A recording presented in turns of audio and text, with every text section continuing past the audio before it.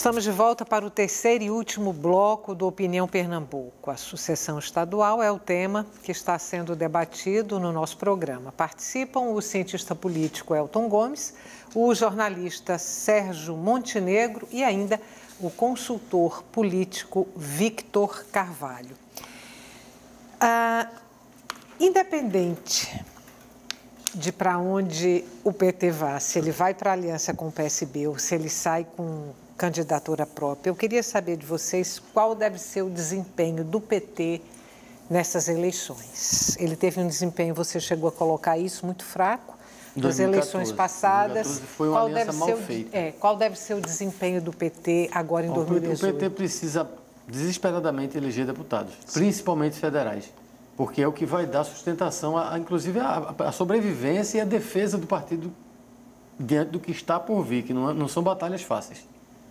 O desgaste do Lula, o desgaste por conta dos processos, o desmantelamento do partido depois que saiu de quase 12 anos de poder, a base são os deputados federais, os deputados estaduais, e isso aconteceu ao contrário em 2014. Em 2014 o PT fez uma aliança com o Armando Monteiro, Paulo Rubem estava na vice já via PDT, e o candidato ao Senado foi João Paulo, que todo mundo acreditava na chance de sucesso do João Paulo, não aconteceu. E não conseguiu puxar voto para os candidatos federais do PT, e reduziu a bancada estadual também. Então agora o PT precisa dessa base parlamentar mais do que nunca. A gente vai ter deputado federal e deputado estadual nessas eleições. Deputado estadual, federal, senador, presidente e governador. Mas no caso de deputado, quer dizer, aí o PT precisaria eleger deputados federais e também aumentar a bancada estadual. Deputados estaduais. Sim. E, assim, concentrar em ambientes onde ele já detém o poder, né? Acho que são 2 estados. Acho que é essa a estratégia deles e que criar alianças, porque, para o pessoal entender, deputado federal, o fundo partidário, tempo de televisão, é determinado pela representação na bancada federal. Hoje, o PT, como disse Sérgio, foi uma aliança mal construída e com um resultado muito ruim em 2014. Hoje, o PT precisa e vai fazer um esforço nacional para recuperar, manter bancada, ou crescer, ou perder pouco. Tem que ir pela base, né? Ir pela base. Então, assim, eu não consigo, toda a conta que a gente faz, já quando passa por esse assunto, eu acho, não sei o que vocês acham, mas a composição é sempre um caminho mais seguro e mais tranquilo para o PT, uma composição com o PSB, o retorno à Frente Popular. Elton, Marcos Coimbra, do Instituto Vox Populi, disse que o PT, de certa forma, vai surpreender nessas eleições, que ele deve ter um resultado muito positivo. E aí ele tem vários pontos de argumentação para justificar aí esse resultado do PT nas urnas em 2018. Você compartilha dessa ideia? Compartilho apenas em parte. Acho que o PT vem do desgaste muito grande.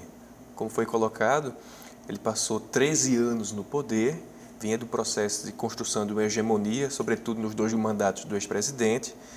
Teve, a partir de 2013, todo o conjunto de fatores, dava um outro programa para a gente poder falar, a conjunção de elementos que culminou no processo de polarização e posterior processo de impeachment da presidente Rousseff, que fez com que no pleito eleitoral seguinte, as eleições municipais de 2016, o PT tivesse o pior desempenho de toda a sua história.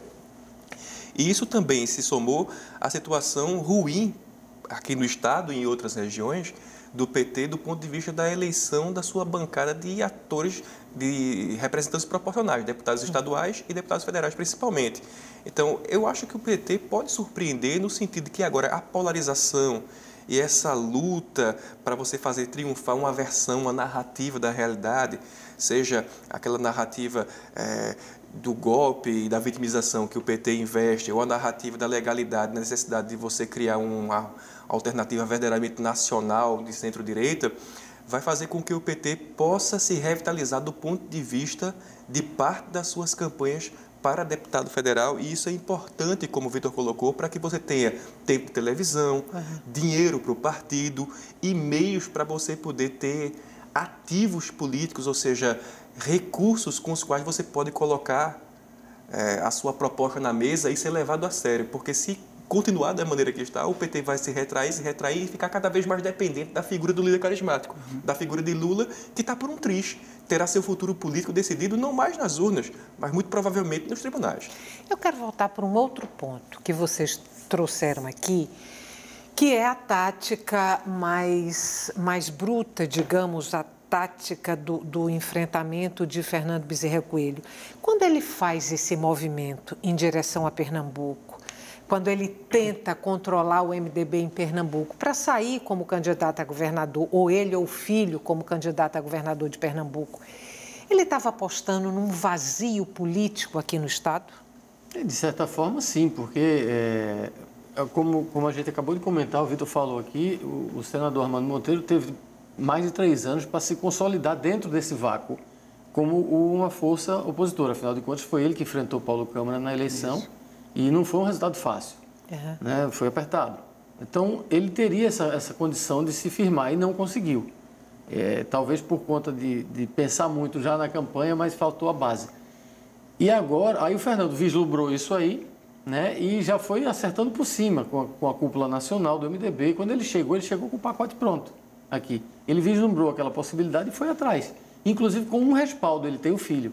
Porque se não der certo ali de ele conseguir a cabeça da chapa, ele pode ceder para Armando e levar o filho dele para vice também. Então, ele tem várias saídas que o senador Armando não tem. Isso. Tem outro detalhe, Fernando tem ainda 4 anos de mandato pela frente. O de Armando Monteiro encerra-se esse ano. Então, Armando, perdendo uma eleição, qualquer que seja, ele vai ficar na planície. Fernando, perdendo a eleição, volta para o Senado.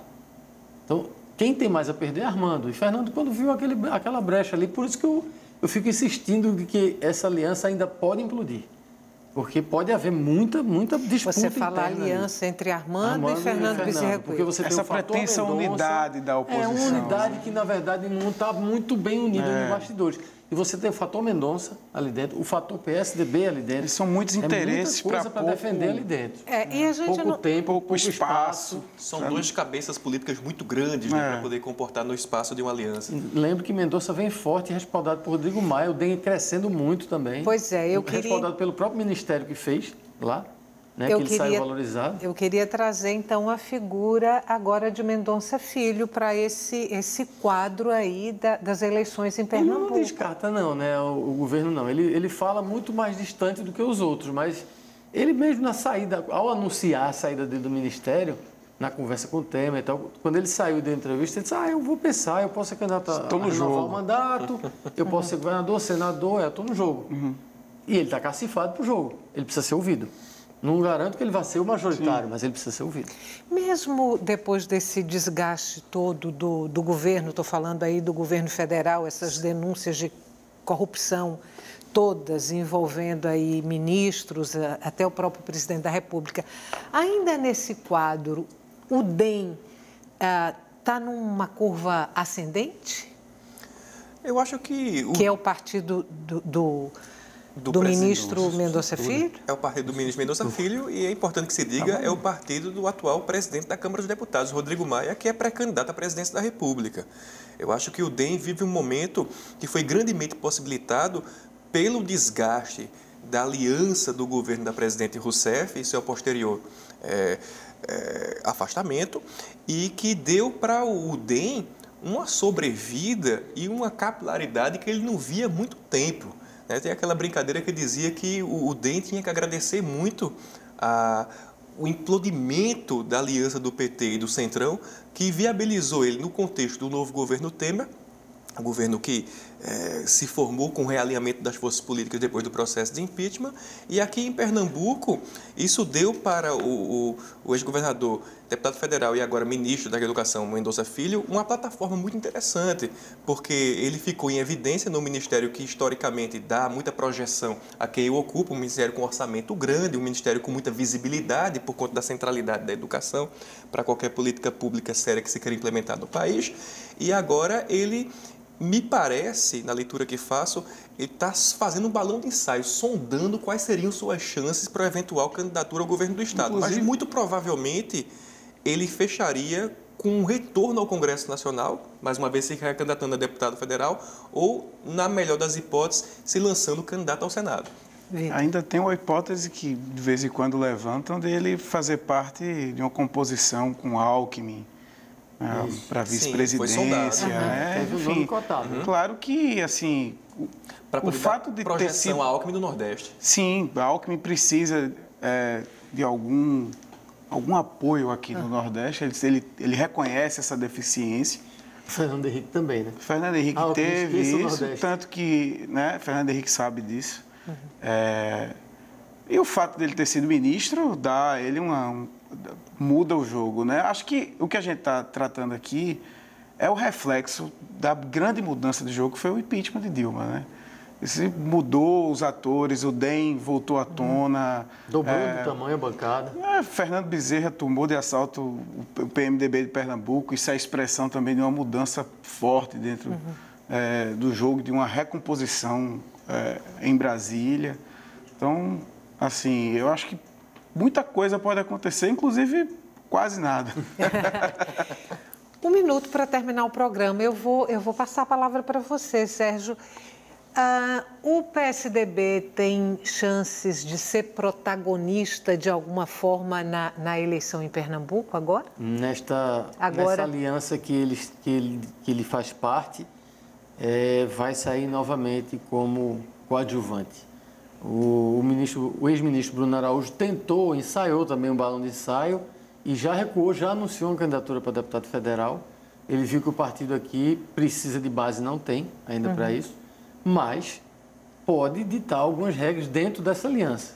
A questão é que parece que Bruno não acreditou muito que a coisa fosse formada de uma maneira sólida de uma vez, e parece que ele acertou, né? Então ele já saiu do foco da briga, vai cuidar da candidatura dele, é o presidente do partido estadual hoje, está cuidando das candidaturas proporcionais do partido, ele está montando uma chapa razoavelmente forte para federal e para estadual, e pode até pedir uma vaga de senador, por que não? Pode tentar brigar pelo Senado. Fiquei devendo uma pergunta, mas essa eu fiquei devendo mesmo, porque não tem tempo para a resposta. Quem seria o candidato do PT, caso o PT faça aliança com o PSB e aí Senado. Pegaria uma vaga para o Senado?